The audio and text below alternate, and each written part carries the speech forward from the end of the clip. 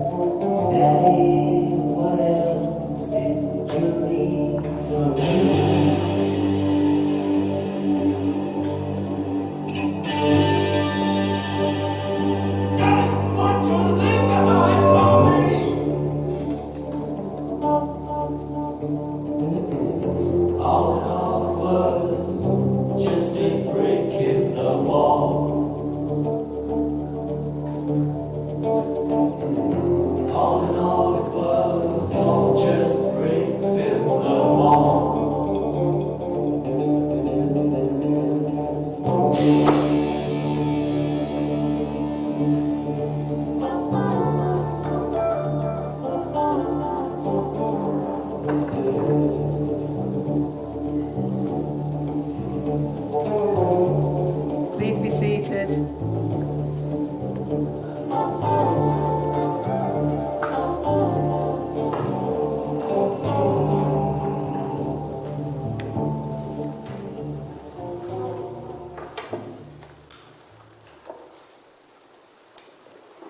Hello everyone. I'm Susie Godfrey, and I've been asked by Graham's brother Jeff to conduct this funeral service. It's my privilege to welcome you today as we say farewell to our friend and colleague, and also to those who are unable to be here in person but are joining us online.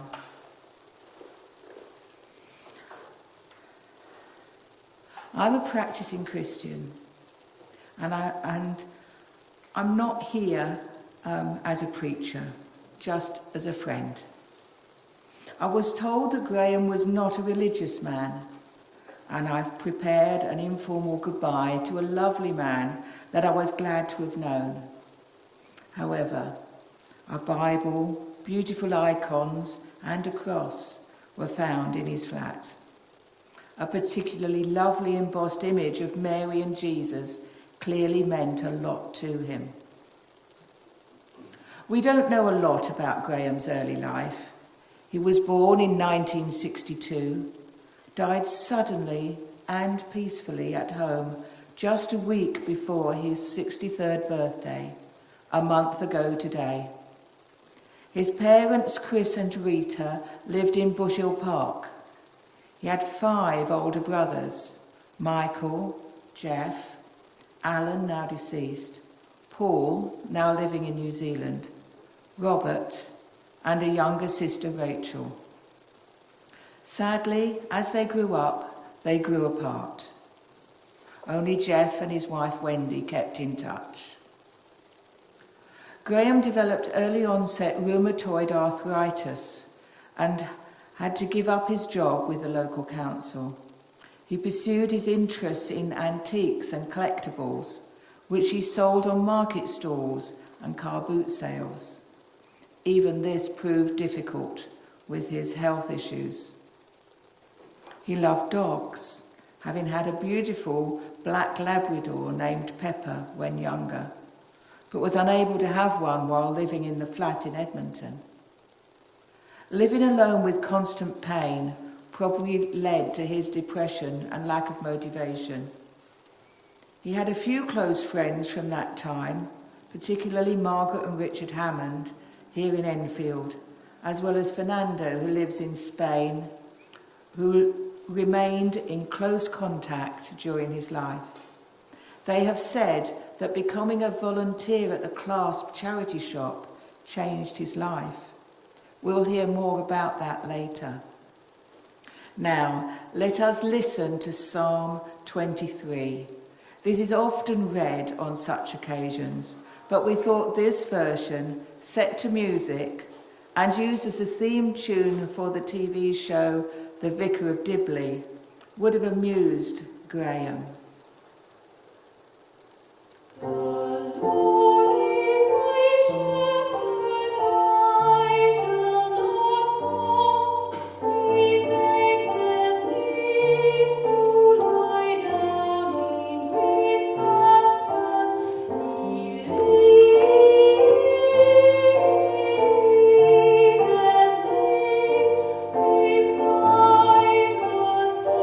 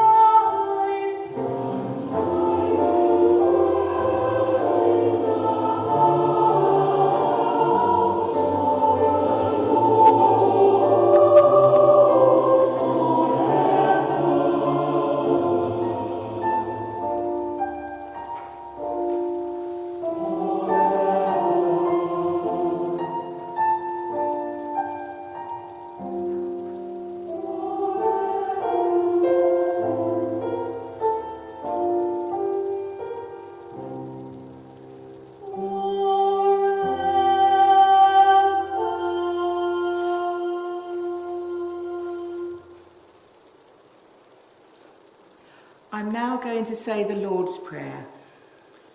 Jesus gave this prayer to his disciples when they asked him how to pray. You may wish to say it with me or just listen. You can find the words in the order of service. Let us pray. Our Father, who art in heaven, hallowed be thy name. Thy kingdom come, your will be done on earth as it is in heaven. Give us this day our daily bread, and forgive us our trespasses, as we forgive those who trespass against us. Lead us not into temptation, but deliver us from evil. For thine is the kingdom, the power and the glory, forever and ever. Amen. I expect most of you know Peter Godfrey of Clasp, who is going to share some personal memories of Graham and some memories from others who have shared them with him so that he can share them with us.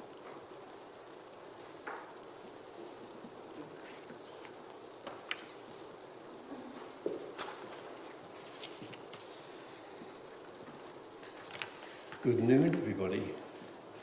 Thank you for being here. Really appreciated on behalf of Jeff and the family and to support Graham. My name, as Susie said, is Peter Godfrey, and I have various roles. I'm joint chair of Kith and Kids, the charity for which his shop was raising money. I'm also founder of Clasp, the shop he first volunteered at, and I'm also the person who first introduced him to volunteering with us. Now, you will all have your own memories of Graham, and perhaps we can share them together back at the shop after today's service. Today, I hope we will all learn a little something about Graham and come away with a better understanding of an amazing person. I'd like to start by sharing the first impressions of Graham from two volunteers, and I assure you they have not colluded.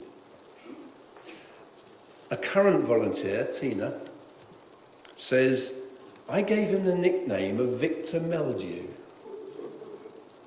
Over the months I worked with him, it went from, oh my God, he's a grumpy old git, to he's a grumpy and at times soft old soul. As it turns out, not so old. A sometimes grumpy, sometimes soft old soul that will be deeply missed. We found another volunteer's cards at his flat. Her name is Amanda, and he still kept them after all this time. One of them when she first volunteered, and one after she left. Graham, thank you for your time, patience and good company. All of you have made me feel welcome at Clasp. And then after she left, she wrote, well, my dear friend, you tried to be grumpy and antisocial, but failed. It has been a great experience working with you, and I have learned a lot. I also consider you a friend and hope we can keep in touch. Clasp is very lucky to have you, and you work so hard to support them. I hope my replacement makes as good a cup of tea as me. Much love, Amanda. I think, Tina, you make a great cup of tea. He was definitely a character. A long-term friend of his, Stephanie, says that he ran an antique stall in Portobello Road. And I spoke with a guy who worked alongside. He said he worked at a stall in Camden, so I'm not really sure where he worked. Maybe he worked everywhere. We found that a business card, which gave his business name as Precious Pleasures. Now, with a name like that, I'm only hoping it had something to do with antiques. Stephanie said he introduced her daughter Tasmin to her first part-time job on the stall when she was around 14 years old. She was given the task of cleaning stuff before he put it on the stall. And she's now well on her way to becoming an accountant. So there we go, Graham. Stephanie has 3 children, and they all thought of Graham as their best uncle. He even taught her youngest how to cook onion bhajis. Cooking was clearly a skill he has, and he's often laid on snacks and spreads at various volunteer events. As Susie mentioned, Graham worked for the council, and we found training certificates in IT and health and safety, which may explain why there's a lot of hard drives just dotted around his flat. Later, with Stephanie and another couple, Bernie Rees and Martine Drake, they set up a company together in August 2000 called CEPO Limited, which stands for Community Environmental Project Office, and it's still running today. He was a director of this company from August 2000 until January 13. His role being quoted as being community development worker. You can check it on Company's House, it's there today. He stopped this, I imagine, as work was a struggle due to his arthritic pain and some mental health issues. Arthritis causes so much pain. Pain leads to lethargy. Lethargy means lacking in enthusiasm or motivation, and he spent many days in bed unable to face the world. But it showed his commitment to community and kindness to others. I've been told by Stephanie that he also helped out at Jeff's hotel and your Chinese restaurant when it was running there in Great Yarmouth. And Stephanie told me that he often took away one of your meals, and you probably thought he was there to eat it himself when he got home, but no. He actually stopped off at Stephanie's house, who at the time was a single parent, and he gave that meal to Stephanie. And she said it was still warm when she got it. So your packaging must have been amazing. Either that or he drove like the devil incarnate. Anyway, such a kind and thoughtful man. He had a great love of beautiful things. I know this because of the amount of fine art on the walls of his flat, some of which you can see today when you visit the class shop later. There is a picture there of his much-loved black Labrador Pepper inside a stained glass window, also to see at the shop today. He went on many short breaks with Stephanie and her family, and she said on one occasion they went to Weston-super-Mare, and he remembered staying at Butlins as a child. I'll now bring you more up to date. How did we get to know him? Well, it first started when Clasp had a stall at a volunteer fair at Millfield Theatre. And I asked Steve, our manager, if he could get together a number of items, some expensive items, some not so expensive items, be it clothing, be it collectibles, and so on. And he did that, and the game was that all the people coming to the fair would be given a sheet and had to guess the prices of those items. Now, our total price for all those items was somewhere around £200, £250. But the range of people's guesses was 70 to 700. So some of them would be useless at pricing things. But surprising or not, Graham won that competition. He was the closest. And he won the prize of an interview to volunteer with us. And he volunteered. There we go. And it must have given him that motivation to get out of bed and volunteer, to give him that focus in life. When he became manager of the Kith and Kids shop, he grew in stature and made it his own. He was given responsibility for stock and pricing, and he thrived at selling the collectibles he knew about. His experience and knowledge now being used to benefit others. I've often said that no experience is ever wasted, even if you cannot see its value at the time. He was well read, as his flat had books on subjects such as, this will surprise you, mending clocks, antiques, cookery from around the world, art and pictures, books about snuff boxes, porcelain marks, coins, jewellery, glassworks and silverware, to name just a few. And the knowledge of all he brought to the shop. Well, apart from cooking. Although the microwave and toaster were well used, and I often laughed when I came into the shop about 4 o'clock after sort of collecting some donations, and the shop had an aroma of ready meal. And he joked that I always turned up when he's just about to have lunch. At 4 o'clock. He was a meticulous man in some settings. The customer-facing shop was neat and precise. His knack for rearranging the store to fit the stock was legendary.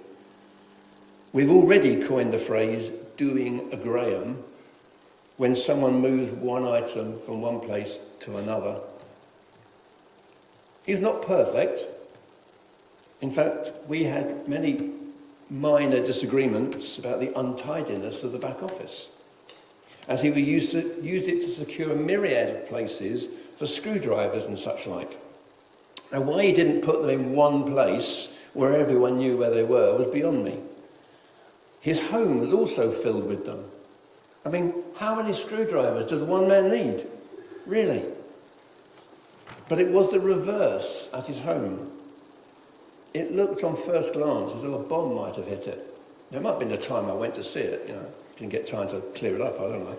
Yet his clothing drawers and his wardrobe were neater than I've ever seen. Jeans folded in colour order. Jumpers interlocking and neatly stored. It was mind-boggling. I just chucked mine in even after I ironed them. I often took him with me to a house clearance, and his ability to spot a flaw on something, or to distinguish between a cheap item that wouldn't sell or something of value, was an experience to behold. In our last visit before he died, he had this vape in his pocket. In his top pocket, in fact. And when he was sorting a few things out, it fell out. So I popped it back in his top pocket. And guess what? It fell out again. And he couldn't find it, and we couldn't find it. And for love nor money, we could not find his vape. And he said to me, "Don't worry, I've got another one back at home. But when you come back, Peter, if you could look out for it, I'd appreciate it." Well, you can guess what happened soon after. I went back on that next Monday following his death, and I found the vape. And believe me, I did not know whether to laugh or cry. And to be honest, I did both. I felt we were his family. I'd like to think I was his friend. His knowledge, kindness, gentleness, and self-effacing humour will be missed. And I wrote this poem for you, Graham. Selling artwork, jewellery, gold, you knew to name but 3. The valuable ones stored behind glass, under lock and key.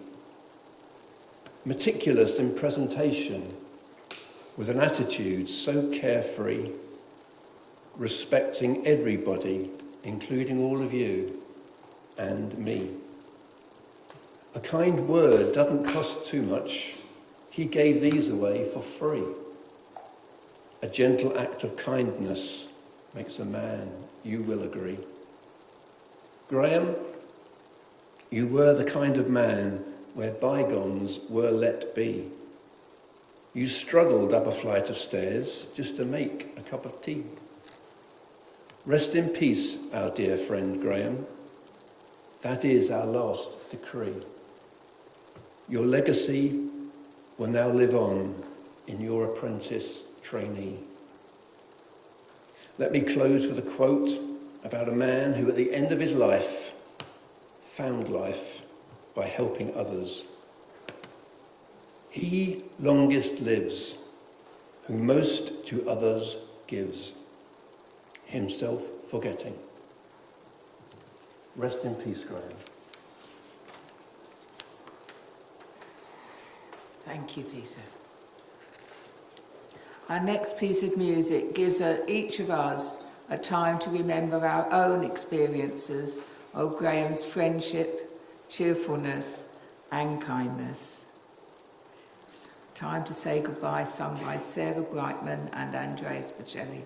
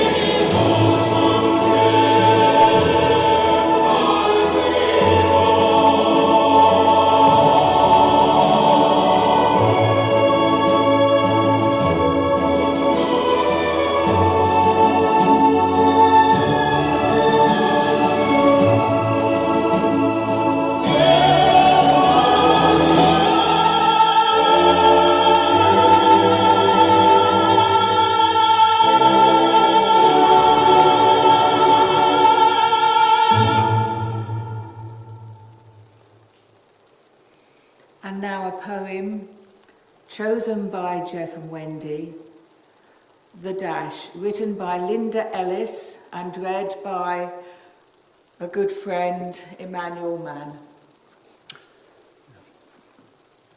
The Dash by Linda Ellis. I read of a man who stood to speak at the funeral of a friend. He referred to the dates on his casket, from beginning to the end. He noted that first came the date of his birth and spoke of the following date with tears. But he said that what matters most of all was the dash between those years. For that dash represents all the time that he spent alive on earth.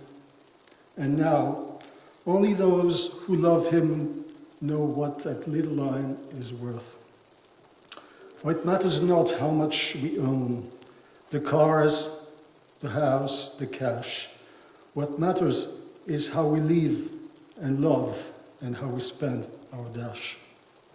So think about this long and hard. Are there things you would like to change? For you never know how much time is left that can still be rearranged.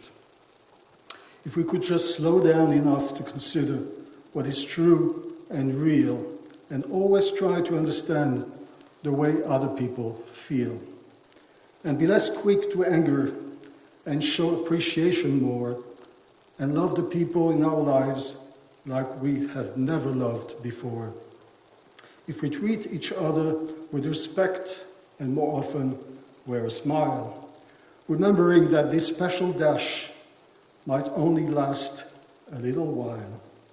So when your eulogy is being read, with your life's actions to rehash, would you be proud of the things they say about you and how you spend your dash?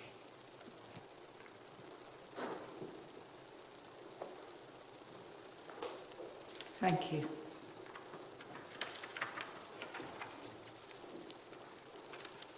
These words seem to describe Graham so well, treating people with respect, showing appreciation, wearing a smile.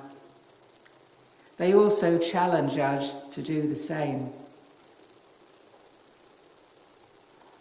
Graham will live on in our hearts and memories, as well as in the knowledge that he shared with others, especially his assistant, who unfortunately is unwell today and sends his regrets at not being able to join us in person.